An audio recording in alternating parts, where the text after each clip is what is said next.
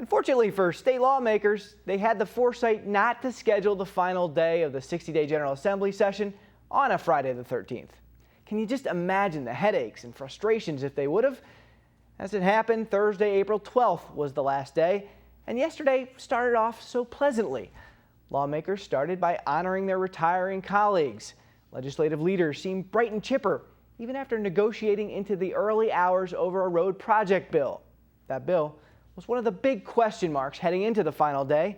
More than 1,600 projects and nearly $4 billion in roads and bridge construction was at stake. But gosh, by golly, they said they had an agreement.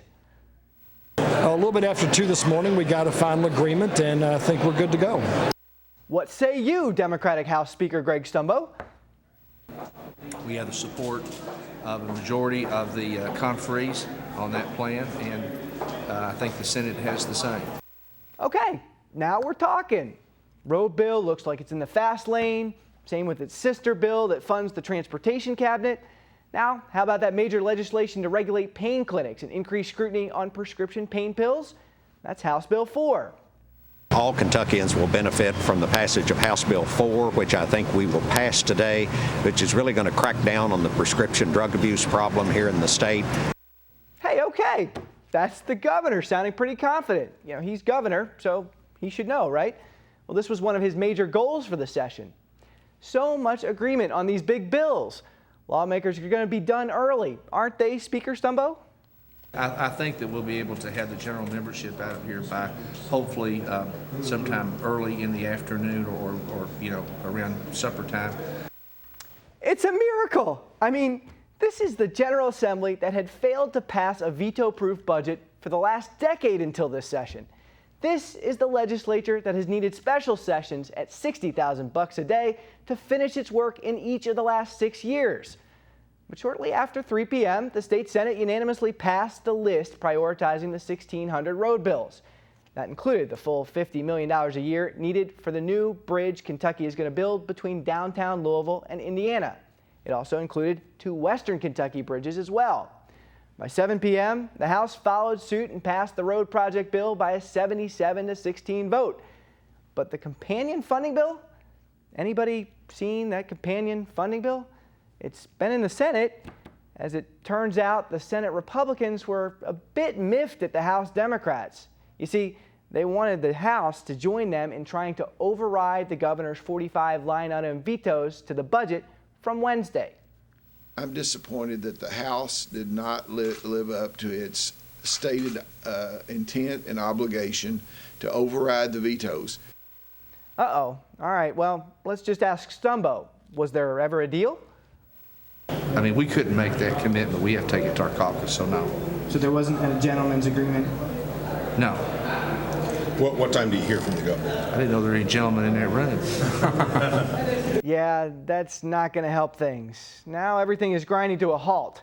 The prescription pill bill, a bill creating the scholarship fund using the coal severance tax money for students in 38 coal-producing counties, and that pesky road funding bill, all began collecting dust in the Senate Thursday evening.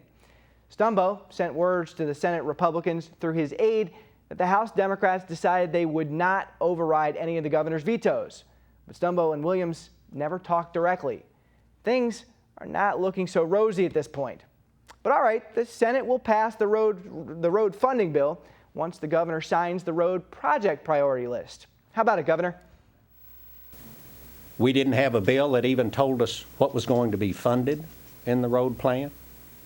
I have 10 days under the Constitution to review bills and either sign them or veto them or allow them to become law without my signature.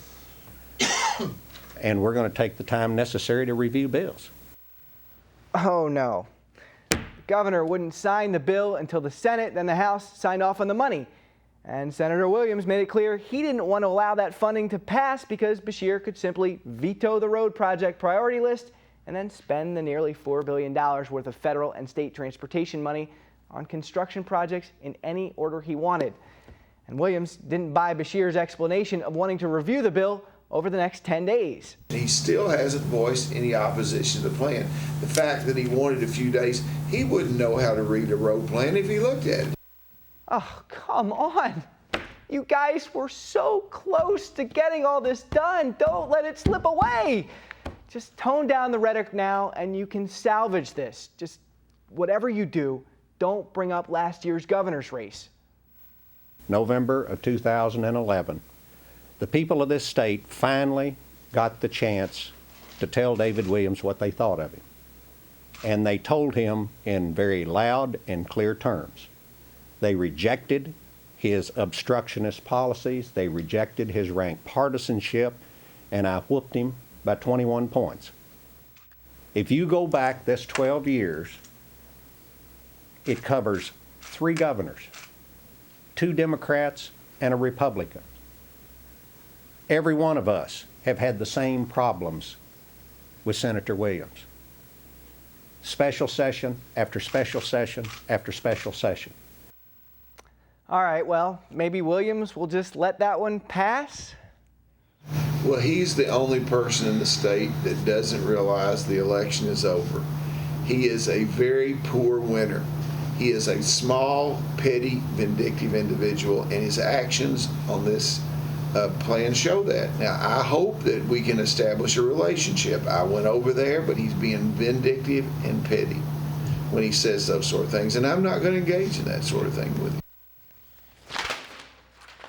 So yes, the Kentucky General Assembly went from being so close to getting its major work done on time, and in the early hours of this morning, Governor Steve Beshear announced he was going to have to call a special session to deal with the road funding bill and the prescription pain pill measure. He's calling all 138 legislators back to Frankfort on Monday morning for overtime. It takes at least 5 days to pass legislation out of both chambers, and there's still no guarantee this game of political chicken between Beshear and Williams will end. Williams still says he wants Beshear to sign into law the road project list, and Beshear says he'll sign it when he signs it. But at least the two agreed on whose fault it was that a special session was needed. The governor has assumed the responsibility of causing any special session. He is going to waste a lot of taxpayers' money causing us to come up here in a special session. Come on, you had to see that one coming. By the way, Democratic House Speaker Greg Stumbo has always had a decent working relationship with Williams, a fellow Eastern Kentuckian, and his dealings with Beshear have been, well, lukewarm at best. So Stumbo pretty much kept his head down as the session crashed and burned. We did our part, and that's the end of it. That is the end of it.